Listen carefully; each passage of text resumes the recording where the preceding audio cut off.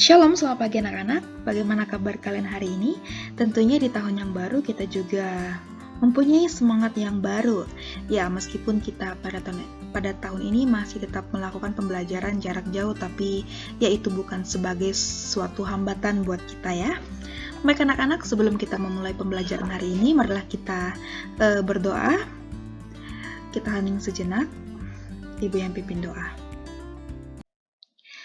Bapa di surga, kami mengucap syukur dan berterima kasih kepadamu Bapa, karena berkat dan rahmat-Mu tadi malam, kami dapat bangun pada pagi hari ini dengan semangat dan penuh sukacita.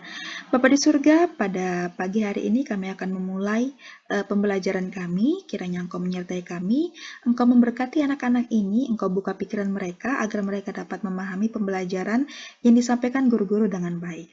Bapa di surga, ini doa kami dalam nama Tuhan Yesus, kami berdoa dan mengucap syukur, haleluya, amin. Nah, hari ini adalah pertemuan pertama kita, dan hari ini kita akan membahas bab keempat, yaitu tentang keberagaman suku, agama, ras, dan antar golongan dalam bingkai Bhinneka Tunggal Ika. Nah, subbab yang akan kita bahas pada hari ini yaitu tentang keberagaman dalam masyarakat Indonesia. Dan tujuan pembelajaran kita hari ini ada dua. Yang pertama, peserta didik dapat mendeskripsikan keberagaman masyarakat Indonesia. Dan yang kedua, peserta didik dapat menganalisis faktor penyebab keberagaman masyarakat Indonesia. Keberagaman dalam masyarakat Indonesia. Keberagaman adalah suatu kondisi dalam masyarakat yang terdapat banyak perbedaan dalam berbagai bidang.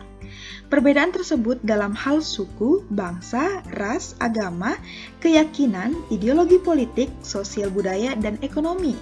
Keanekaragaman yang dimiliki bangsa Indonesia merupakan kekayaan dan keindahan wilayah negara Indonesia.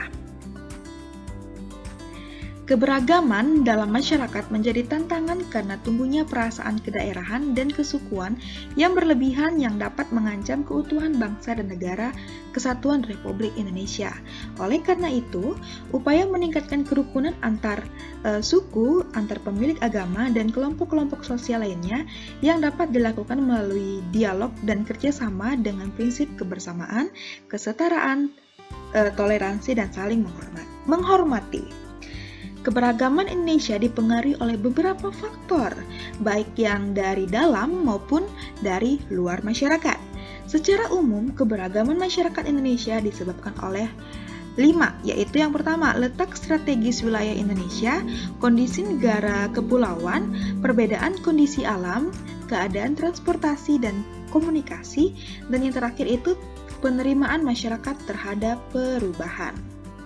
Nah, sekedar info, keberagaman di Indonesia disebabkan oleh keadaan geografis Indonesia yang merupakan negara kepulauan dan letaknya saling berjauhan, seperti itu. Baik, faktor-faktor yang mempengaruhi keberagaman Indonesia. Yang pertama, letak strategis wilayah Indonesia. Indonesia terletak di antara dua samudra, yaitu Samudra Pasifik dan Samudra Hindia, serta dua benua, yaitu benua Asia dan benua Australia. Nah, Indonesia merupakan jalur perdagangan internasional. Lalu lintas perdagangan tidak hanya membawa komoditas dagang, namun juga pengaruh kebudayaan mereka terhadap budaya Indonesia. Nah, kedatangan bangsa asing yang berbeda ras kemudian menetap di Indonesia yang mengakibatkan kemajemukan ras, agama, dan bahasa. Yang kedua itu tadi ada kondisi negara kepulauan. Indonesia terdiri dari beribu-ribu pulau yang secara fisik itu terpisah-pisah. Dan setiap masyarakat di kepulauan mengembangkan budaya mereka masing-masing sesuai dengan tingkat kemajuan dan lingkungan masing-masing. Nah, hal ini mengakibatkan perbedaan suku, bangsa, bahasa, budaya, serta peranan laki-laki dan perempuan. Selanjutnya ada perbedaan kondisi alam. Kondisi alam yang berbeda seperti daerah pantai, pegunungan, daerah subur, padang rumput, pegunungan dataran rendah, rawa, dan laut yang mengakibatkan perbedaan masyarakat. Juga kondisi kekayaan alam, tanaman yang dapat tumbuh, hewan yang hidup di sekitarnya.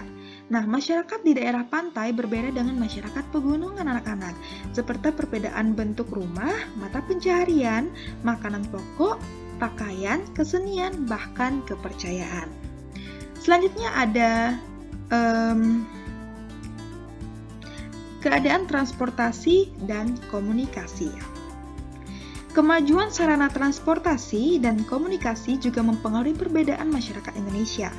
Kemudahan sarana ini membawa masyarakat mudah berhubung dengan masyarakat lainnya, ya meskipun jarak dan kondisi alam yang sulit. Sebaliknya, sarana yang terbatas juga menjadi penyebab keberagaman masyarakat Indonesia. Gitu. Jadi contohnya kalau misalnya kita orang Singkawang misalnya, setelah lulus SMP, lulus SMA, terus mau kuliah, nah otomatis kebanyakan dari orang-orang Singkawang ini kuliahnya di luar Pulau Jawa. Nah, di Jakarta, di Jogja, pokoknya di berbagai tempat yang menurut mereka itu mempunyai universitas atau tempat belajar yang sangat baik. Misalnya nih, kalau misalnya ibu dulu kuliahnya misalnya ya, ibu kuliahnya di Jakarta, otomatis banyak pengaruh dari bahasa Singkawang berubah menjadi bahasa Jakarta, bahasa Betawi.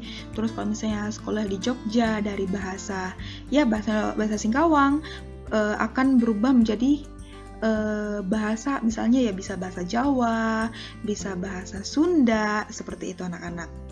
Nah, yang terakhir yaitu penerimaan masyarakat terhadap perubahan.